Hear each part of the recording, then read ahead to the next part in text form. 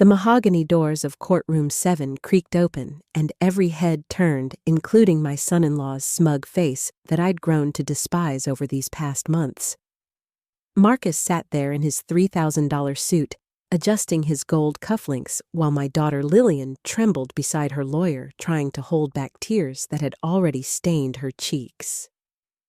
The moment I stepped through those doors, Marcus's expression shifted from arrogance to confusion. But what happened next made my blood run cold. Judge Harrison Blake looked up from his papers, and the color drained from his face like water down a sink.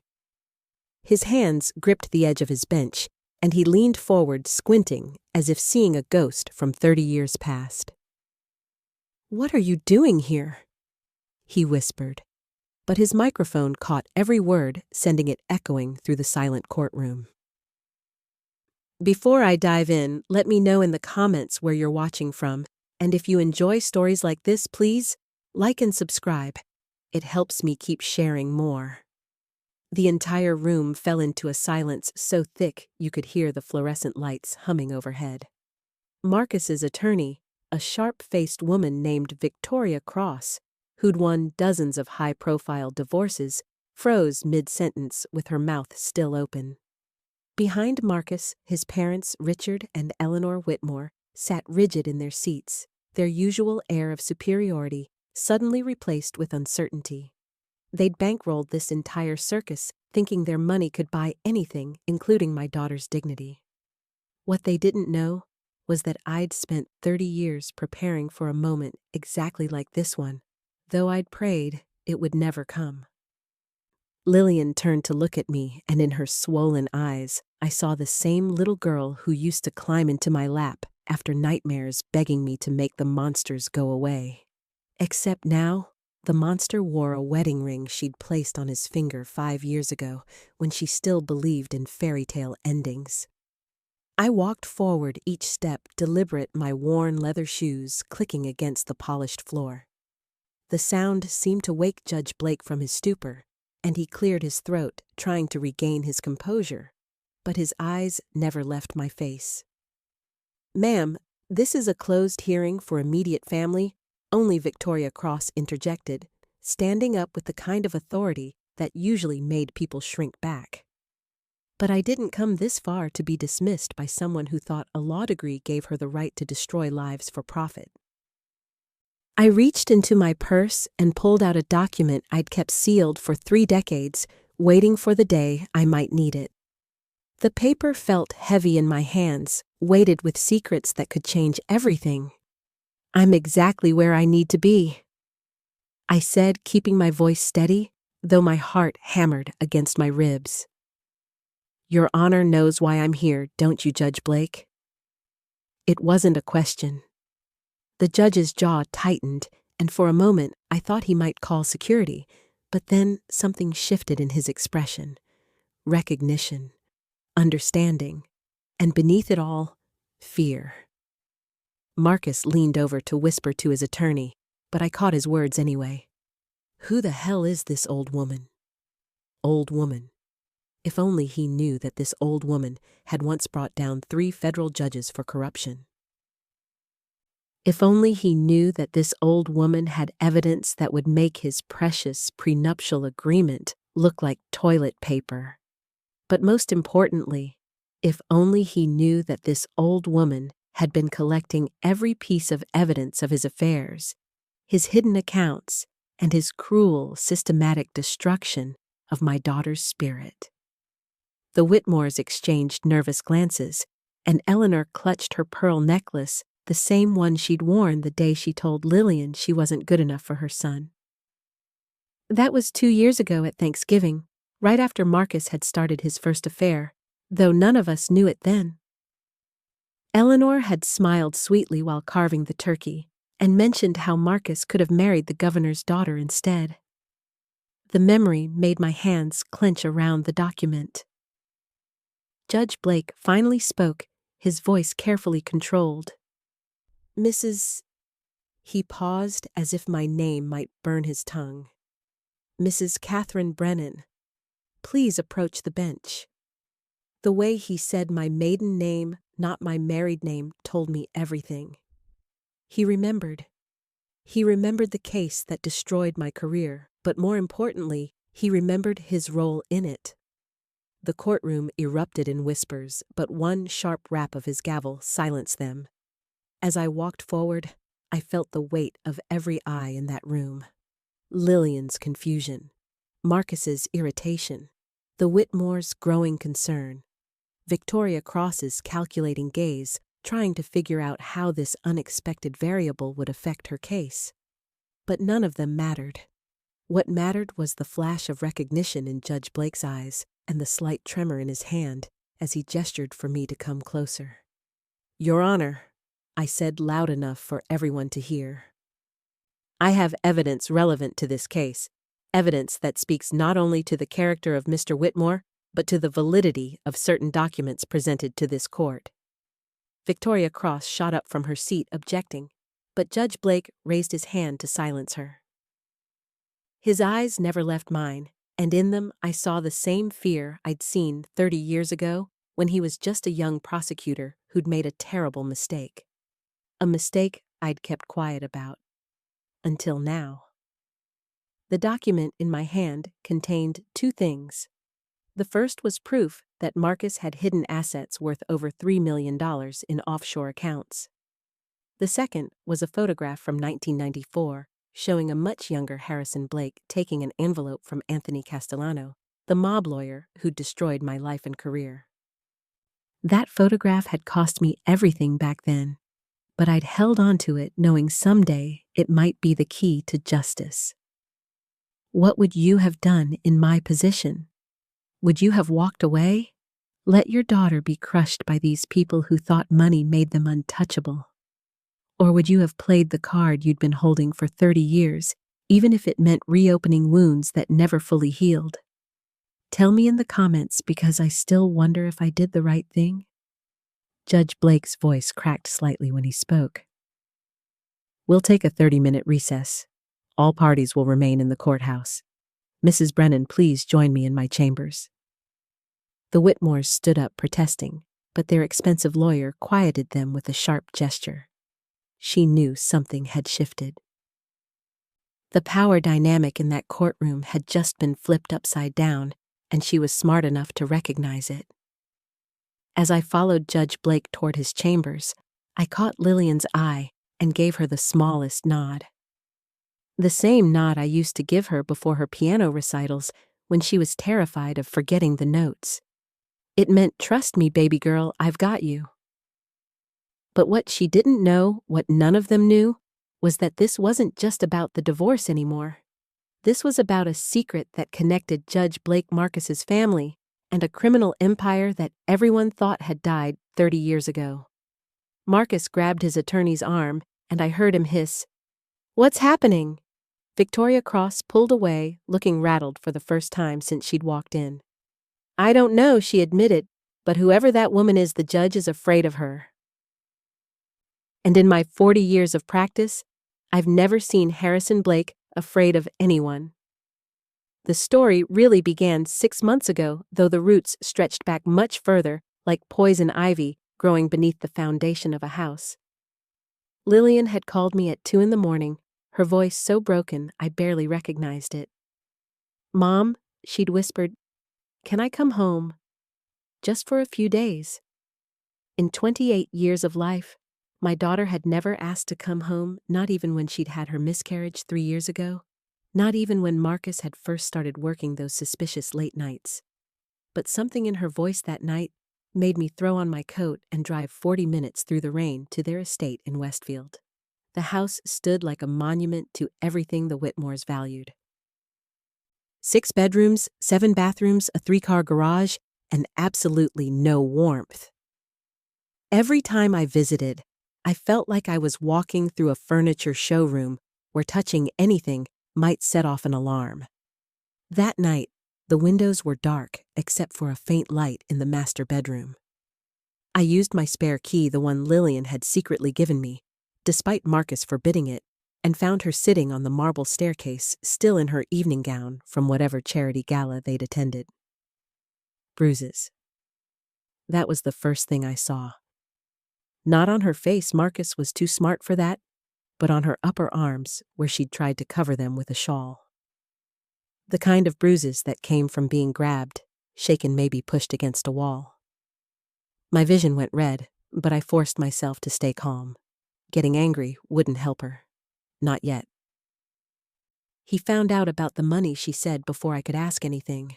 The money I'd been saving. The account she'd opened in secret, putting away small amounts from the household budget. 3 years of scrimping and hiding cash back from grocery shopping. $12,000. Her escape fund, though she'd never called it that. She'd told herself it was for emergencies, but we both knew what kind of emergency she'd been preparing for. How, I asked, sitting beside her on those cold stairs. He has a friend at the bank. Marcus had friends everywhere. The kind of money the Whitmores threw around bought a lot of friends. The kind who'd violate banking privacy laws without thinking twice. The kind who'd help a man track his wife's every move, financial or otherwise. The story spilled out in pieces between sobs. Marcus had confronted her during the gala in the parking lot where no one could see. He'd grabbed her arms hard enough to leave those marks and told her she was pathetic, that she'd never survive without him, that no court would give her anything because the prenup she'd signed made sure of it. Then he'd done something that made my blood turn to ice. He'd shown her photos on his phone, photos of her that she didn't know existed. Intimate moments in their own bedroom captured by hidden cameras he'd installed. If you try to leave, he'd told her, these go public. Your teaching career, your reputation, everything you've worked for. Gone. My daughter taught 3rd grade at St. Mary's Elementary. She loved those kids more than anything.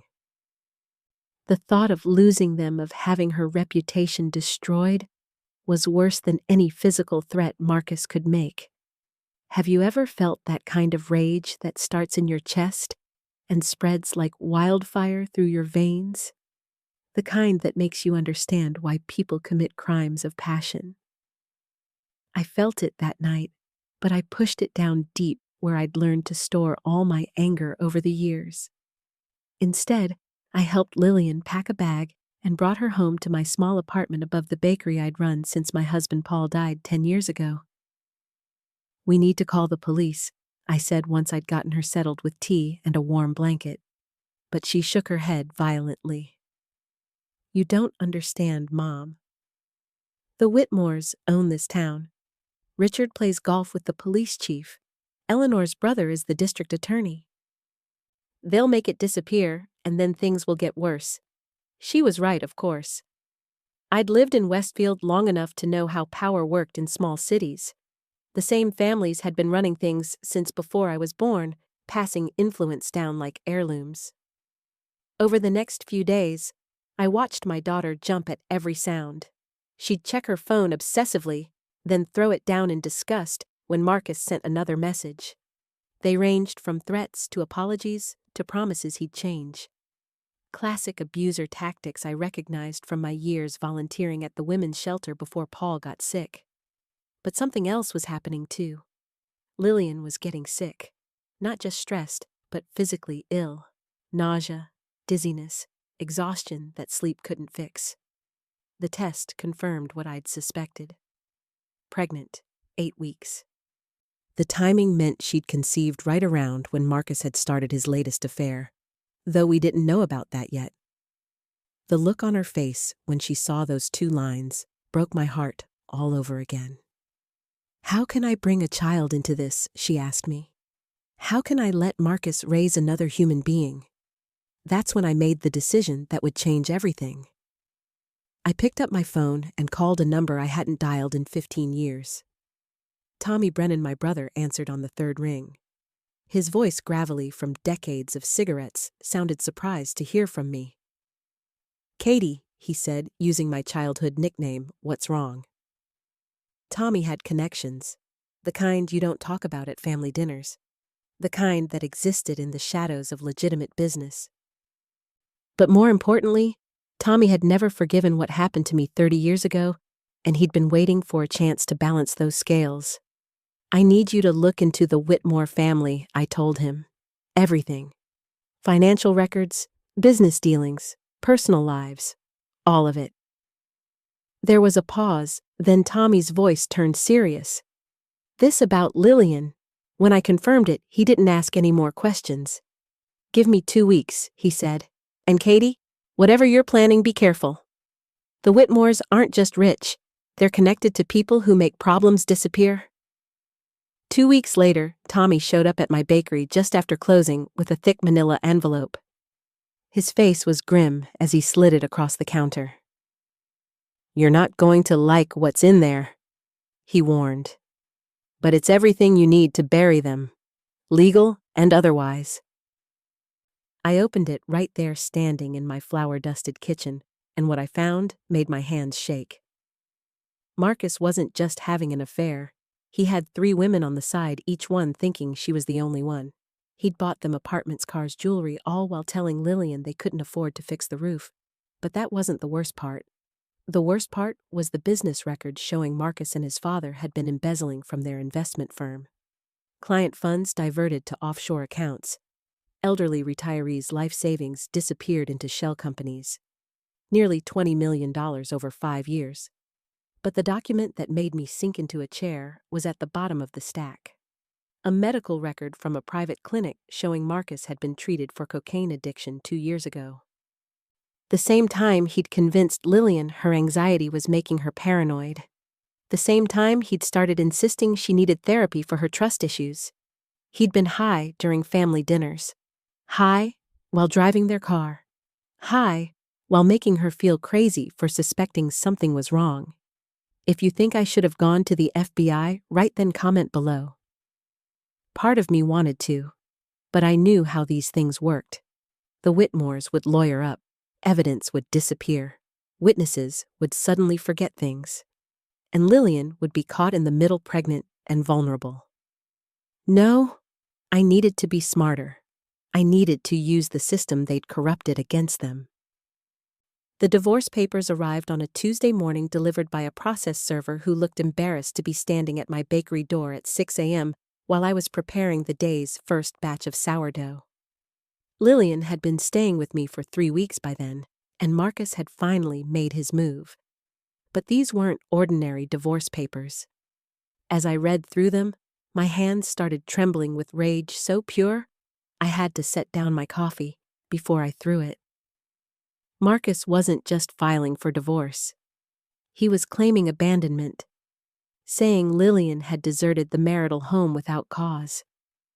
He was seeking full custody of the unborn child she hadn't even told him about yet. Somehow he knew, but the real knife twist was the restraining order. He claimed Lillian had threatened him, that she was unstable, dangerous.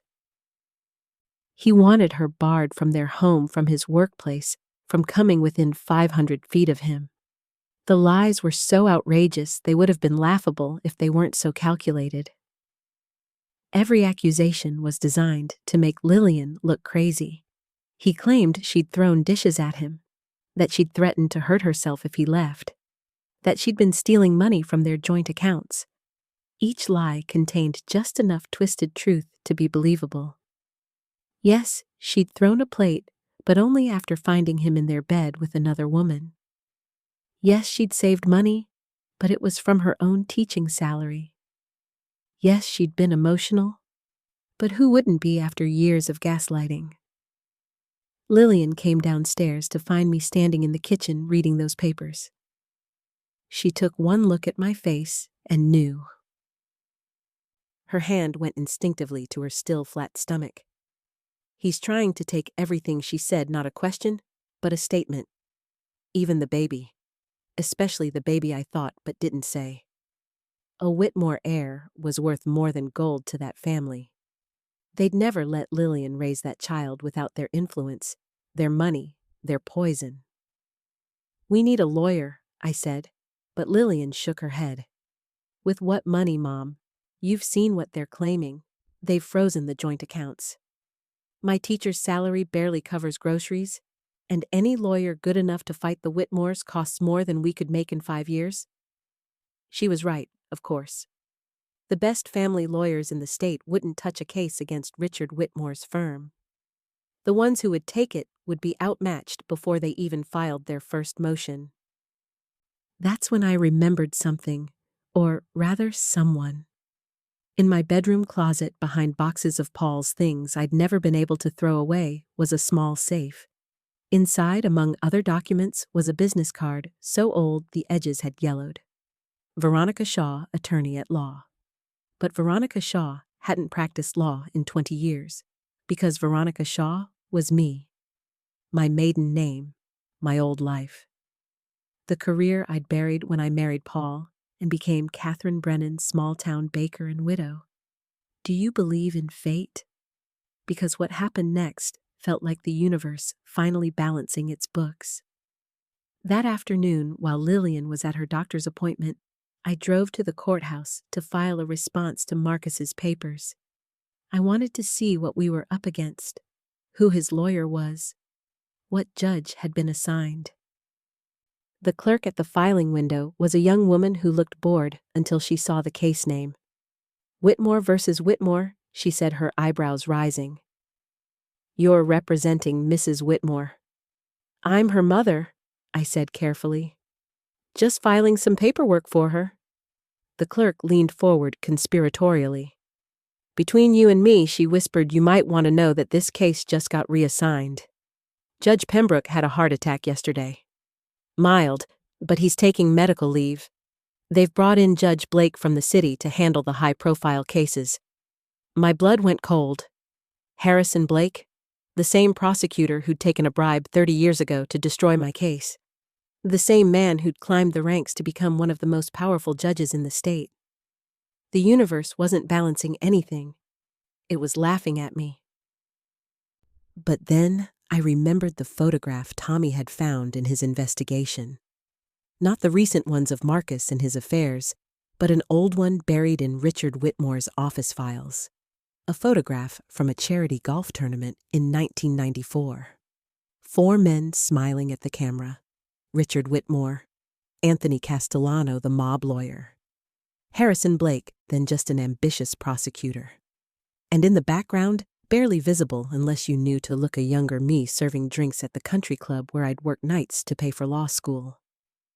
None of them had recognized me then. The help was invisible to men like that. But I'd recognized them. I'd heard their conversation about the case they were fixing. My case. The one that would end my career and send an innocent man to prison while the real criminals walked free. I'd taken that photo with a camera I'd hidden in my apron. One quick shot when they weren't looking. I'd kept it all these years, never knowing when or if I'd use it. The next morning, I did something I hadn't done in 20 years. I put on my old suit. The charcoal gray one I'd worn for closing arguments. It still fit, though it smelled of mothballs and regret. I drove to the law library at the university and spent 12 hours refreshing my knowledge. Family law had changed, but not as much as you'd think. The fundamentals were the same. Evidence, precedent, procedure, and most importantly, understanding the judge. Subscribe now if you want to hear stories about justice being served, because what comes next will restore your faith that sometimes the system can work even when it's broken. Harrison Blake had risen far since his prosecutor days, but the internet never forgets. Every case he'd tried, every decision he'd made as a judge, I found patterns. He was harsh on women in divorce proceedings, lenient with wealthy defendants. But there was something else.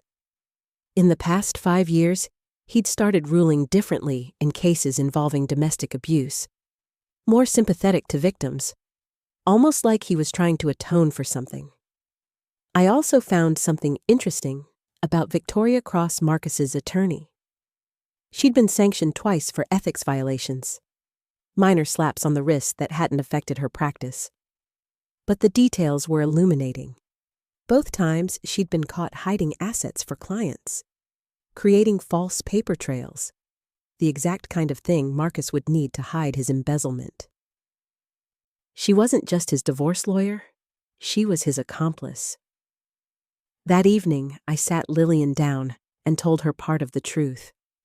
Not everything, not about the photograph or my history with Judge Blake, but enough. "Mom, I don't understand," she said, staring at my old law degree. "You were a lawyer. Why didn't you ever tell me?" "Because that life ended," I said. "But maybe it's time for a resurrection. I can't practice law officially. I've been inactive too long. But I can advise you. Help you represent yourself. And I know things about the people we're fighting that they don't know I know."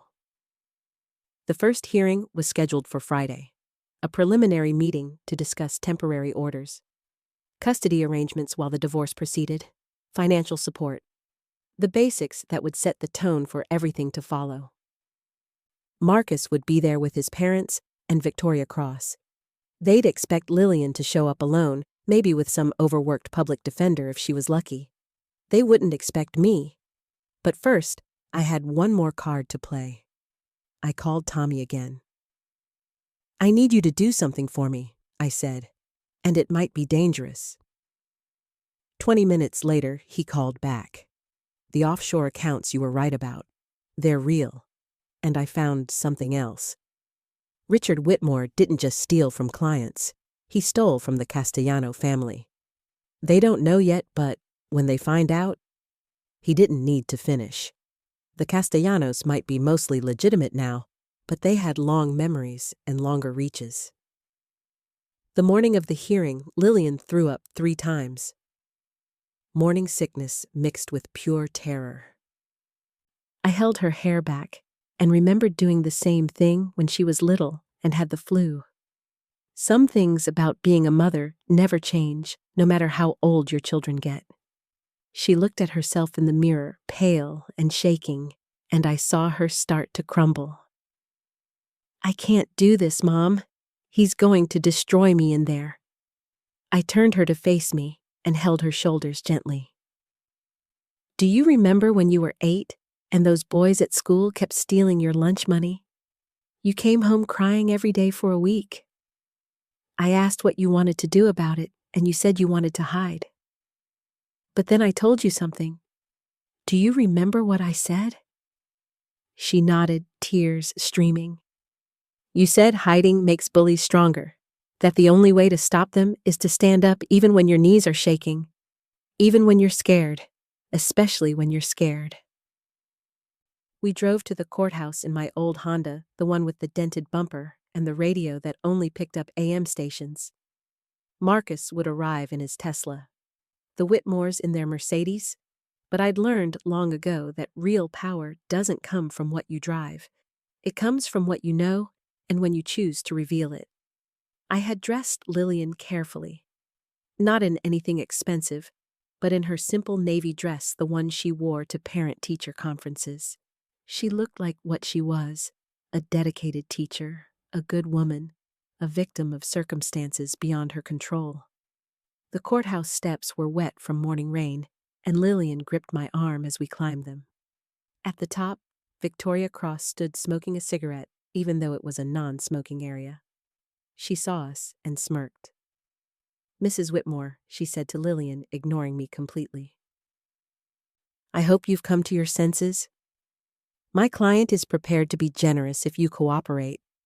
200,000, and you walk away.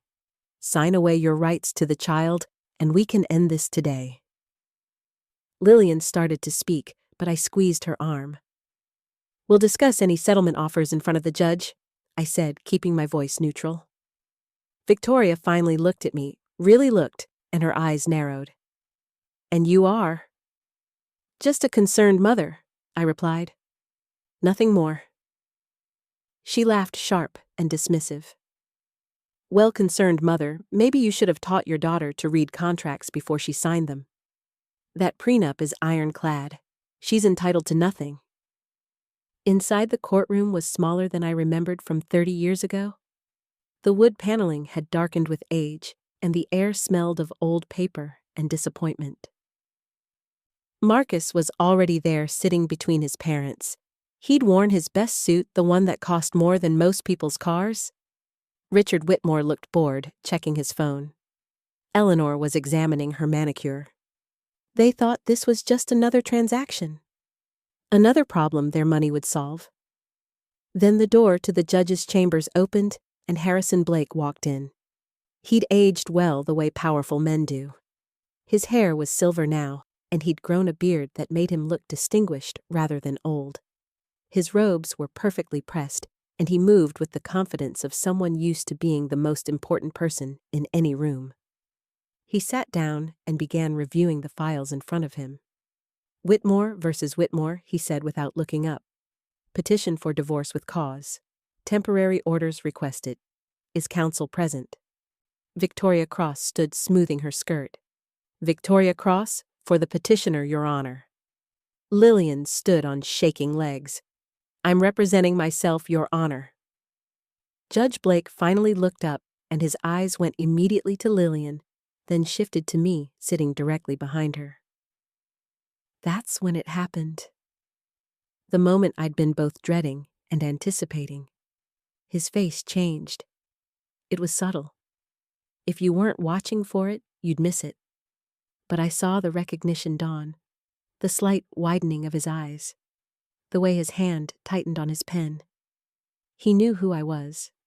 Not Catherine Brennan, the baker, but Veronica Shaw. The lawyer whose career he'd helped destroy. The woman who'd disappeared 30 years ago with secrets that could end him. And you are? He said, looking directly at me, though the question was unnecessary. We both knew, he remembered. Catherine Brennan, Your Honor, Lillian's mother. I'm here for moral support. My voice was steady, but I made sure he heard the emphasis on certain words. The weight of them. The threat wrapped in politeness. His jaw tightened, and he looked back at his files, but I could see his hands weren't quite steady anymore. Victoria Cross launched into her opening statement. It was brutal. She painted Lillian as an unstable gold digger who'd trapped Marcus into marriage, then abandoned him when life got difficult. She mentioned the secret bank account, making it sound like theft. She brought up Lillian's therapy sessions from years ago, twisting them into evidence of mental illness. Every word was designed to humiliate and diminish. I watched my daughter shrink with each accusation, and my rage built like pressure in a boiler. But what really made my blood boil was when Victoria mentioned the pregnancy. My client only recently discovered Mrs. Whitmore is pregnant, she said, her voice dripping with false concern. Given her erratic behavior and abandonment of the marital home, we have serious concerns about her fitness as a mother. We're requesting immediate temporary custody transfer upon birth, with supervised visitation only for Mrs. Whitmore. Tell me, have you ever wanted to stand up in a courtroom and scream? To point at the real villain and expose every lie? That's what I wanted to do, but I forced myself to remain still, to wait, because the best revenge isn't served cold. It's served at exactly the right temperature to burn everything down. When it was Lillian's turn to speak, she stood on trembling legs. Her voice was barely above a whisper at first. Your Honor, I never wanted this divorce. I left because I was afraid. Because my husband... She stopped, looked at Marcus. His eyes were cold, warning. I saw him mouth something, and Lillian's words died in her throat. She looked back at me, panicked. Mrs. Whitmore, Judge Blake said not unkindly. Do you have evidence to present regarding these temporary orders? Lillian fumbled with her papers, dropping half of them. As she bent to pick them up, I heard Marcus's father mutter something about pathetic. That's when I stood up. The movement was smooth, deliberate. Every eye in the courtroom turned to me. Your Honor, I said, my voice carrying the authority of every case I'd ever argued. May I approach? It's highly irregular. Victoria Cross objected immediately. She's not counsel. She has no standing. Judge Blake looked at me for a long moment. In his eyes, I saw the war between his duty and his fear. He knew I had something. He just didn't know what. Judge Blake's voice was carefully measured when he finally spoke. Mrs. Brennan, while I appreciate your concern for your daughter, you have no legal standing in these proceedings. But his eyes told a different story. They were asking, what do you want? What's your price for silence? He thought this was about the old photograph. About blackmail? He didn't understand yet that this was about something much bigger. Justice. I remained standing. Your Honor, with respect, I believe I do have standing. I reached into my bag and pulled out a document I'd prepared the night before. As Lillian Whitmore has chosen to represent herself, she has the right to advisory counsel.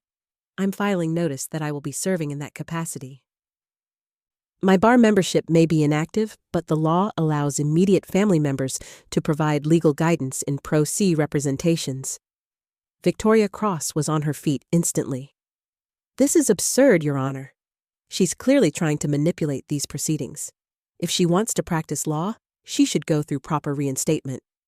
But I saw the flicker of worry in her eyes. She'd done her homework overnight. She knew who I used to be, what kind of lawyer I'd been, and she knew that even rusty, I was dangerous.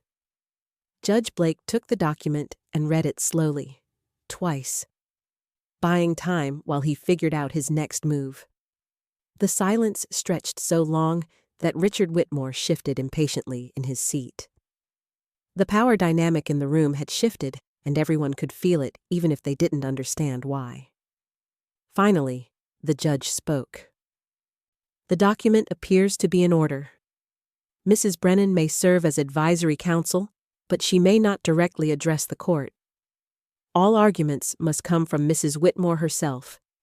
It was a compromise, a way to maintain control while acknowledging he couldn't keep me out entirely. But it was enough. I sat back down and whispered in Lillian's ear. Stand up straight. Look him in the eye. You're not asking for anything. You're demanding what's yours by right. Remember, you're the victim here, not him. My daughter straightened her spine, and when she spoke again, her voice was stronger. Your Honor, I'd like to present evidence regarding the actual circumstances of my leaving the marital home. She pulled out her phone and showed the photos I'd helped her take. The bruises on her arms, the broken dishes from Marcus's rage, the hole in the bedroom wall where he'd punched it right next to her head. Each image was date-stamped. Each one told a story of escalating violence. These could be from anything Victoria Cross interjected. There's no proof Mr. Whitmore caused any of this if it's even real. But I'd prepared Lillian for this. She pulled out the second piece of evidence. Text messages, dozens of them. Marcus apologizing for losing his temper. Promising he'd never grab her like that again. Begging her not to tell anyone about his episodes. His own words condemning him. The courtroom was silent as Judge Blake reviewed the evidence. I watched Marcus's face turn from smug to concerned to angry. He whispered urgently to Victoria, who whispered back just as urgently. Richard Whitmore had stopped checking his phone.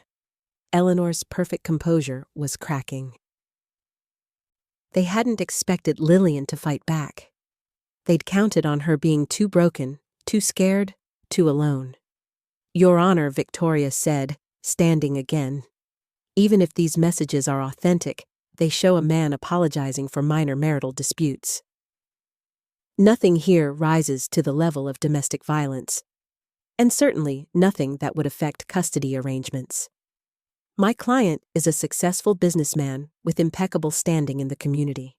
He can provide the best possible life for his child. That's when I whispered the next move to Lillian. She nodded and pulled out a manila folder. The one Tommy had given us. The one with the real ammunition. Your Honor, I'd like to submit financial records that speak to Mr. Whitmore's character and fitness as a parent. The judge raised an eyebrow but nodded for her to continue. These bank statements show my husband has been maintaining 3 separate apartments for 3 different women. She let that sink in before continuing. He spent over $400,000 of marital assets on these relationships while telling me we couldn't afford basic home repairs, while making me beg for grocery money, while claiming poverty in our prenuptial agreement. Objection, Victoria shouted. These documents were obtained illegally. They're inadmissible. But Lillian was ready for that too. These are from credit card statements in my name, Your Honor. Joint accounts I have every legal right to access, though my husband seems to have forgotten that when he used our shared credit to buy jewelry for his mistresses. The Whitmores were shifting now. Uncomfortable, this wasn't going according to plan, but we weren't done. Not even close. Lillian pulled out the next document.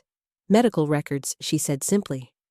From Peaceful Meadows Rehabilitation Center, showing my husband's cocaine addiction and 3 separate stays for treatment. The most recent was 6 months ago, while I was being told I was paranoid for thinking something was wrong. Marcus shot to his feet. Those are confidential medical records. This is a violation of HIPAA. She can't use those. But Judge Blake was already shaking his head. If they're relevant to custody and were obtained through legal discovery, they're admissible, Mr. Whitmore. And I'd very much like to know how your wife obtained these if they're genuine. Subscribe now, because what happened next in that courtroom changed everything and proved that sometimes the truth really does set you free, even when powerful people try to bury it. Lillian looked directly at Marcus for the first time since we'd walked in. I got them from your mother, Marcus. She gave them to me. The courtroom erupted. Eleanor Whitmore went white as paper. Richard turned to stare at his wife in shock. Marcus looked between his parents and his wife, like he'd been struck by lightning. And in that moment of chaos, I saw our opening. Eleanor Whitmore's voice cracked through the silence like ice breaking. That's a lie. I would never betray my son. But her hands were shaking, and everyone could see it. The woman who'd spent years making my daughter feel small and worthless was finally showing cracks in her perfect facade. Richard grabbed his wife's arm hard enough that she winced, and I filed that moment away. Another piece of evidence about what kind of family the Whitmores really were. Your Honor, Victoria Cross said, trying to regain control. This is clearly an attempt to create drama and confusion. Mrs. Whitmore has provided no proof that these documents came from my client's mother. We request these materials be struck from the record. But Judge Blake was looking at Eleanor with an expression I recognized. He'd seen something in her face. The same thing I'd seen 3 weeks ago when she'd shown up at my bakery. It had been just after closing time. I was cleaning the display cases when the bell above the door chimed.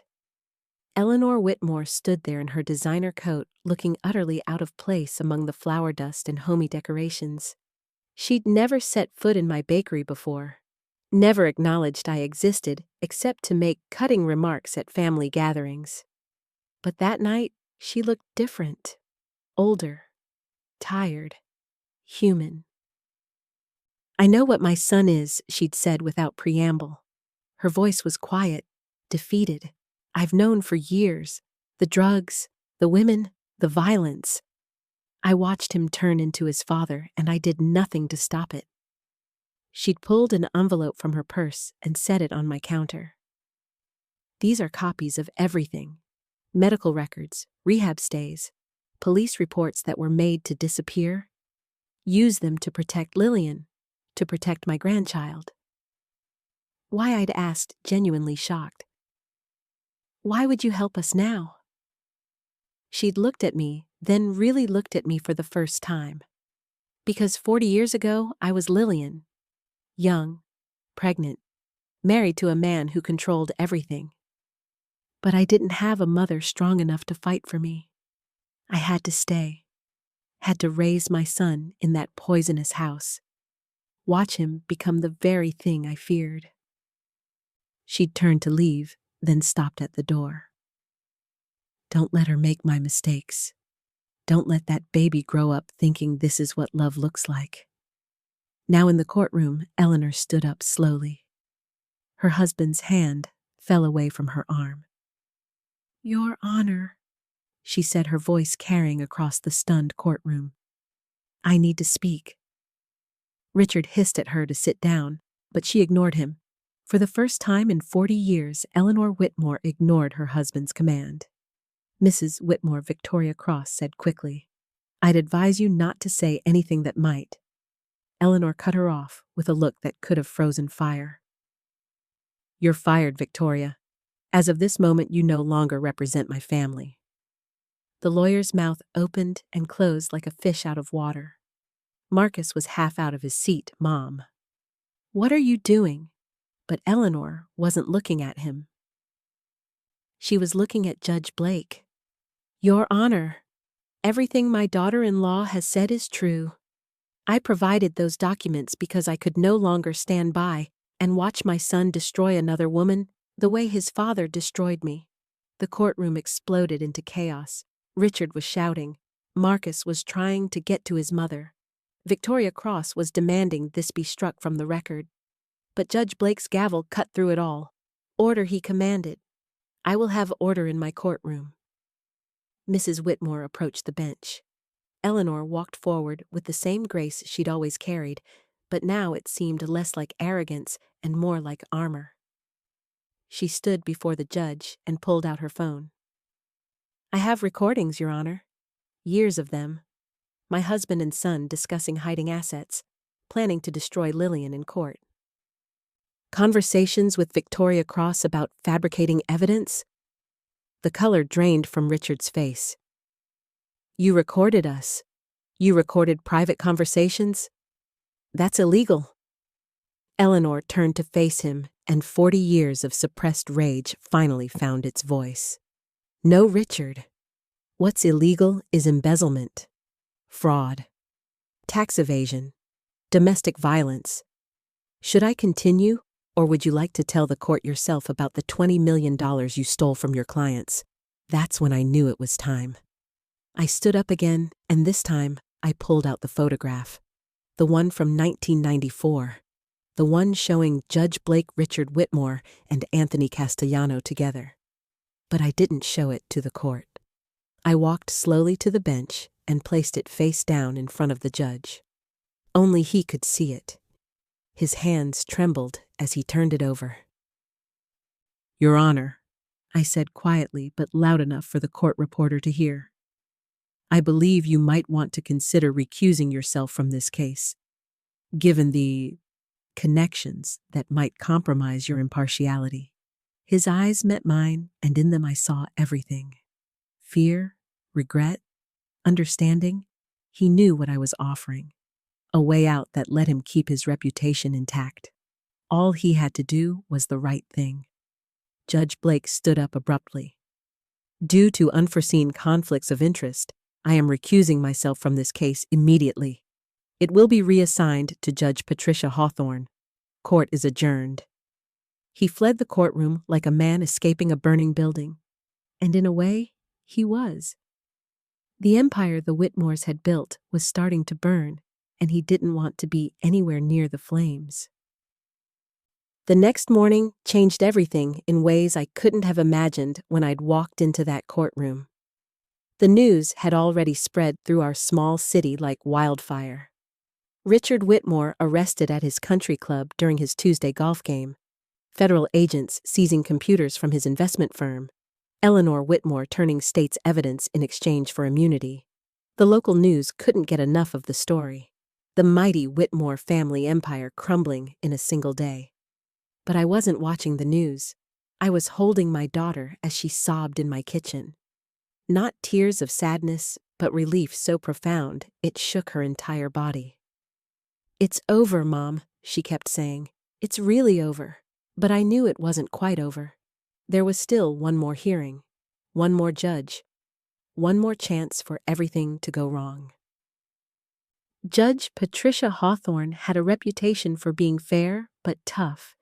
She didn't care about money or influence. She cared about facts Evidence? Truth. The final hearing was scheduled for that afternoon. Emergency proceedings, given the circumstances. Marcus would be there, though his lawyer had abandoned him, and no other firm in the city would touch the case now. He'd have to represent himself. The same way Lillian had been prepared to do before I'd stepped in. The irony wasn't lost on me. The powerful man reduced to standing alone, while the woman he'd tried to destroy stood surrounded by support. When we arrived at the courthouse this time, everything was different. The security guards nodded respectfully. The clerks offered us water and comfortable chairs while we waited. Even the other lawyers filling the halls stepped aside to let us pass. Word had spread about who I used to be, who I still was underneath the flour-dusted aprons and small-town baker facade. The Queen of Law hadn't died. She'd just been sleeping, waiting for the right moment to wake up. Judge Hawthorne's courtroom was smaller than Judge Blake's, but somehow felt more imposing. Maybe it was the way she commanded respect simply by existing. A black woman in her 60s who'd fought her way up from public defender to the bench, she looked at everyone with eyes that seemed to see straight through to the truth. When Marcus walked in alone, his expensive suit wrinkled his face haggard. I almost felt sorry for him. Almost. Mr. Whitmore, Judge Hawthorne said without preamble. I've reviewed all the evidence submitted in the previous hearing. I've also been made aware of your current legal situation. Do you have representation? Marcus stood up shakily. No, Your Honor, I'm representing myself. His voice was hollow, defeated. The man who'd terrorized my daughter for years had been reduced to this, a broken figure standing alone in a courtroom he'd thought he owned. Very well. Mrs. Whitmore, are you still representing yourself with advisory counsel? Lillian stood strong this time. No trembling, no fear. Yes, Your Honor, and my advisory counsel has something to submit to the court. I stood up, and for the first time in 30 years, I felt like myself again. The real me, not the baker, not the widow, not just the mother, but the lawyer who'd once made corrupt prosecutors tremble. Your Honor, I said, my voice carrying the authority of every case I'd ever won and lost. I'd like to submit evidence not just about this divorce, but about a pattern of corruption that has infected this family court system for decades. The Whitmores weren't operating alone. They had help from inside this very courthouse. Judges who took bribes, clerks who made documents disappear. An entire network designed to ensure that wealthy men always won and their victims always lost. The courtroom was dead silent. Marcus had gone pale as death. Judge Hawthorne leaned forward, her eyes sharp as razors. That's a serious accusation, Mrs. Brennan. I assume you have proof? I opened my briefcase and pulled out 30 years of evidence. The photograph was just the beginning. Tommy's investigation had uncovered everything. Bank records showing payments from Richard Whitmore to court officials. Emails discussing fixed cases. Audio recordings of backroom deals. But the most damaging piece of evidence was a ledger. Richard Whitmore's personal record of every bribe he'd paid, every case he'd fixed, every life he'd destroyed to protect his family's reputation. And there, in the middle of it all, was an entry from 5 years ago. $50,000 paid to ensure Marcus's first assault charge disappeared. The woman he'd attacked before Lillian. The one who'd tried to press charges but mysteriously dropped them. Judge Hawthorne reviewed everything in silence for 20 minutes. The only sound was the rustling of papers and the occasional sharp intake of breath when she found something particularly damaging.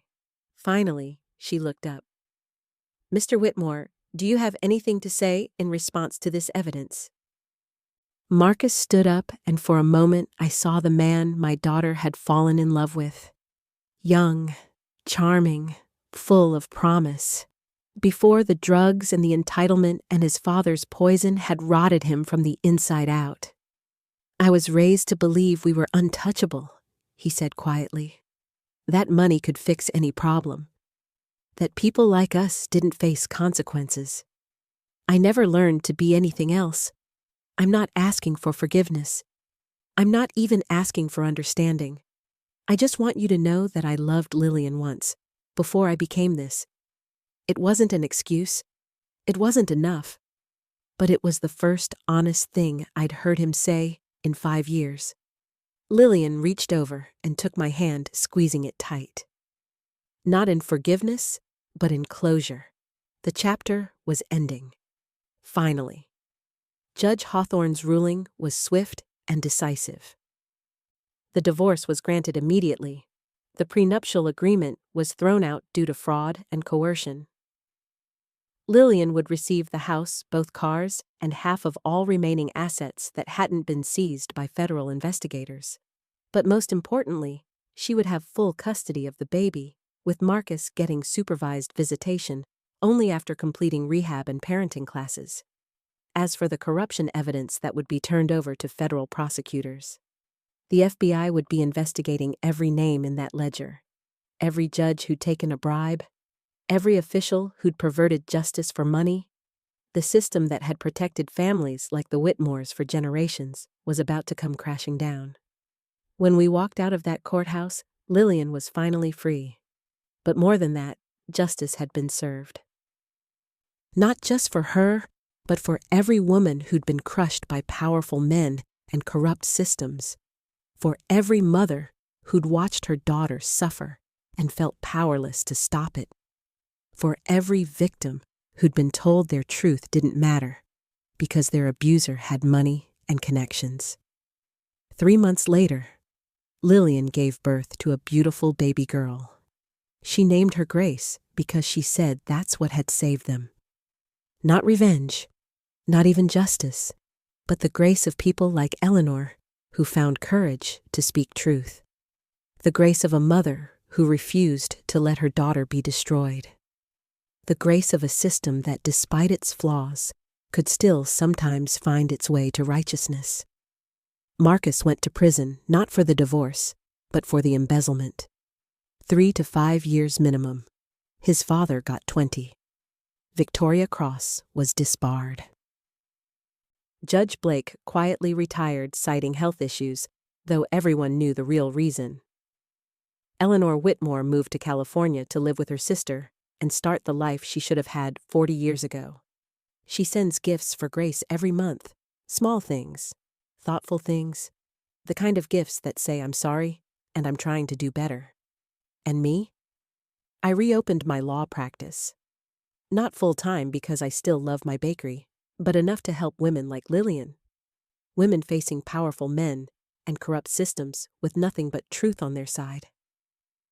My first client was the woman Marcus had attacked 5 years ago. She finally got her day in court. She finally got justice. The moral of this story isn't about revenge, though there's satisfaction in watching evil people face consequences. It's about the power of truth. The courage to stand up even when the entire system is against you. The strength that comes from protecting the people you love, and the understanding that sometimes the most powerful person in the room isn't the one with the most money or the best lawyer. Sometimes it's the grandmother with flour under her fingernails and 30 years of secrets waiting for the perfect moment to set things right. Comment below if you've ever had to stand up to someone more powerful than you. Tell me your story, because every voice matters. Every truth deserves to be heard. And if you haven't subscribed yet, do it now, because I'll be sharing more stories about justice and redemption. Stories that remind us that good can triumph over evil, that mothers will move mountains for their children, that sometimes the baker beats the millionaire, and that courage isn't the absence of fear, but standing up despite it. What would you have done in my position? Would you have revealed those secrets? Would you have risked everything to save your daughter? Or would you have stayed quiet, kept baking bread, and hoped the system would somehow fix itself? There's no wrong answer. We all do what we can with the strength we have. But I want you to know that if you're facing something like this, if you're trapped in a situation where power seems absolute, remember this. Every empire built on lies eventually falls. Every bully eventually meets someone who won't back down. And every mother has more strength than she knows until the day her child needs her to be strong. The last thing I want to tell you is what Lillian said to me last week. We were in my bakery teaching little Grace to make her first loaf of bread. Her tiny hands covered in flour, her laugh filling the kitchen with joy. "Mom," she said, "I used to think you were just a baker, just my mother. I never knew you were a warrior." But here's the truth I told her, and I'll tell you. Every mother is a warrior. Every woman who survived betrayal is a warrior. Every person who stands up for truth against power is a warrior. We just don't always know it until the battle finds us. Thank you for listening to our story. It's been changed to protect identities, but the heart of it is true. Somewhere out there is a woman trapped in a marriage that's killing her slowly. Somewhere there's a mother watching her daughter suffer and feeling powerless. Somewhere there's a person who thinks money and power always win. This story is for them, to give them hope, to give them courage, to remind them that sometimes David really does beat Goliath. Sometimes the baker beats the millionaire, and sometimes a mother's love is the most powerful force in any courtroom. I'll leave you with this. Justice isn't about winning. It's about truth. It's about standing up when everyone tells you to sit down. It's about protecting those who can't protect themselves. And sometimes it's about waiting 30 years for the perfect moment to play the card you've been holding. The moment when the corrupt judge sees your face and whispers, "What are you doing here?" The moment when you can finally answer, "I'm here for justice, and it's long overdue." Next time, I'll share another story that will make you believe in the power of truth over money, the strength of love over fear, and the certainty that no matter how dark things get, there's always a dawn waiting. Until then, remember that you're stronger than you know, that your voice matters, that your truth deserves to be heard, and that sometimes the most ordinary people do the most extraordinary things when someone they love is threatened. Stay strong, stay brave, and never forget that even the smallest person can change the course of history when they refuse to be silenced.